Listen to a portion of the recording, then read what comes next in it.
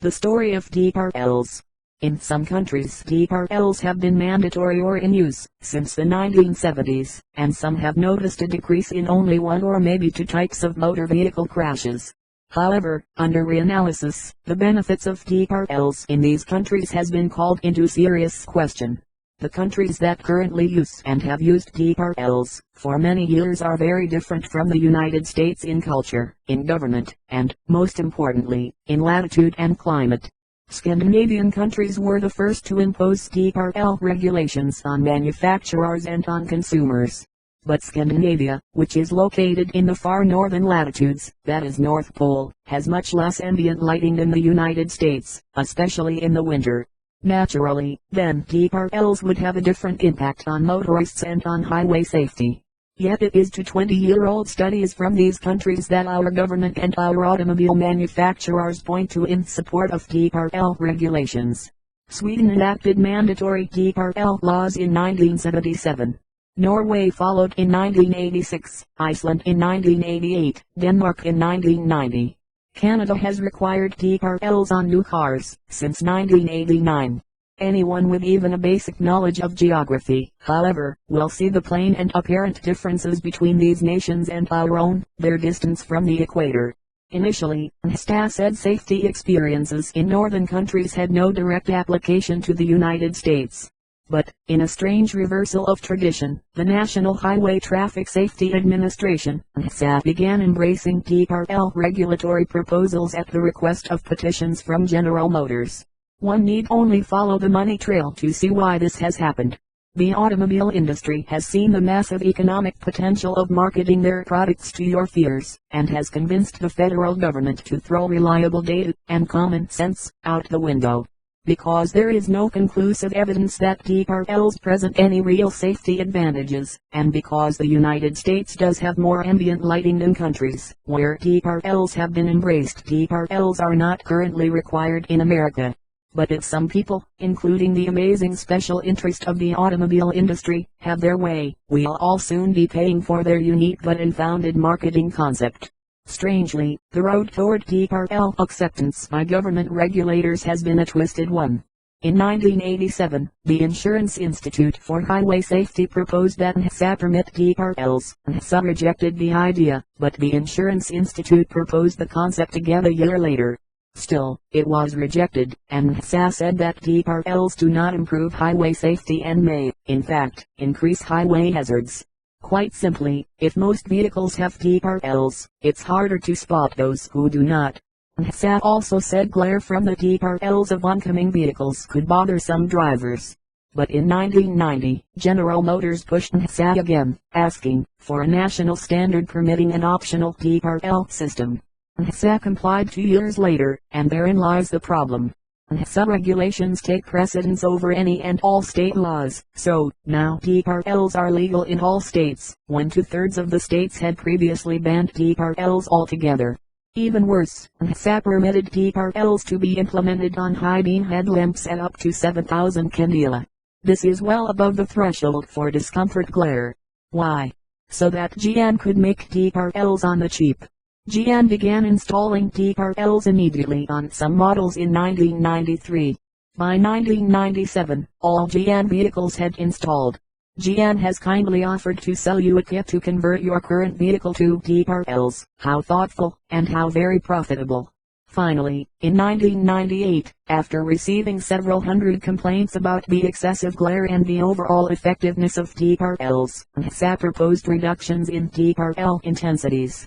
The proposed reductions were overly generous to the auto manufacturers by permitting high-beam DRL'S to be used for another 3 years. In the end, after 4 years low-beam DRL'S would be allowed, if they were no stronger than 1500 CD above the horizontal. Due to vehicles operating at a higher voltage in the real world than in the lab, this figure would approach 2000 CD when the car hit the road. In addition, there was no limit placed on the intensity below the horizontal. With such extreme vehicle height differences that we have today, from the Corvette to the 3500 Silverado, glare would continue to be a problem. Why the lax rule? Because NHTSA doesn't want to upset GM and its bottom line. Unfortunately, NHTSA failed to meet several self-imposed deadlines for releasing a final rule. Part of the reason may be that members of lightsout.org wanted proof that DRL'S were effective in the U.S. In 2000, NHTSA released a preliminary assessment, claiming a 5% reduction in some non-fatal collisions and a 28% reduction in pedestrian fatalities. NHTSA's study was, as expected, full of holes. Read about the details on our studies page. As of December 2001, we are still waiting for NHTSA's final rule. In the meantime, GM and others are free to inflict high-beam DRL'S on the motoring public.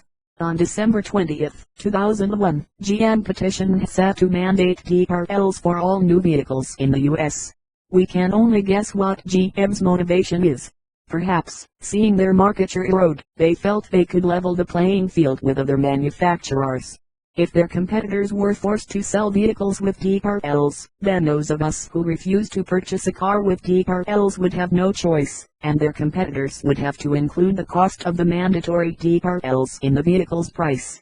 Another possibility is that GM has seen a preview of NHTSA's final rule and doesn't like it. By agreeing to respond to GM's petition within 120 days, NHTSA may have to yet again delay implementation of the rule for several more months. We can only hope that NHTSA will do the right thing and straighten out the mess that they created. Unless you want your next new car, truck, or SUV to have DRL'S by federal mandate, act now and join our organization. The case against DRL'S. And like our opponents, we have clear reasons for our position, some of which you've already read. 1. The original concept for DRL'S was to compensate for a lighting deficiency. We don't have such a deficiency in the United States.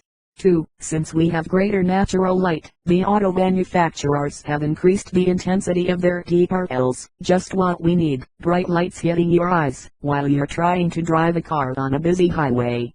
3. Safety features need not create hazards and, more to the point, should not be so very annoying to so many people.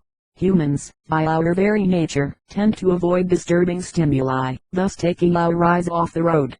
Some people respond to DRL'S by avoiding looking directly at other cars on the road. Some avoid using their rear or side view mirrors. Some are even using devices which are already on the market to reduce the glare from oncoming DRL'S. These actions by people will result in them being less observant, therefore, worse drivers and more accident prone.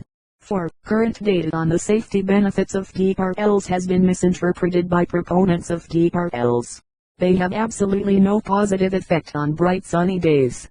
The data should be interpreted thusly: people are not turning on their lights in conditions requiring illumination, for example rain, snow, fog, dusk, dawn, etc., and therefore the problem is driver error.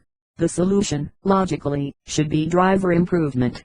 5. Of all the myriad categories of motor vehicle crashes DRL use is arguably associated with improving one, maybe two types.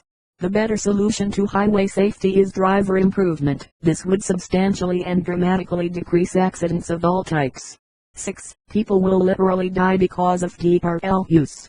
By failing to institute the correct solution to problems illustrated by DRL data, driver error, people will continue to die and be injured who might otherwise have been spared from such incidents. Furthermore, we believe the annoyance and distraction caused by DRL-equipped vehicles will be significant, but we also believe this will never be admitted or assigned to DRL use by their proponents. 7. DRLs are an inefficient use of resources. Lights will have to be replaced more frequently, and it will have to be done by auto service personnel. Fuel consumption will increase and, although it's not much per car, it is an astronomical dollar figure when multiplied by the millions of vehicles in this country. Conservative estimates place the figure at 604 million gallons of fuel per year, resulting in 8 billion pounds of CO2 being exhausted into the atmosphere.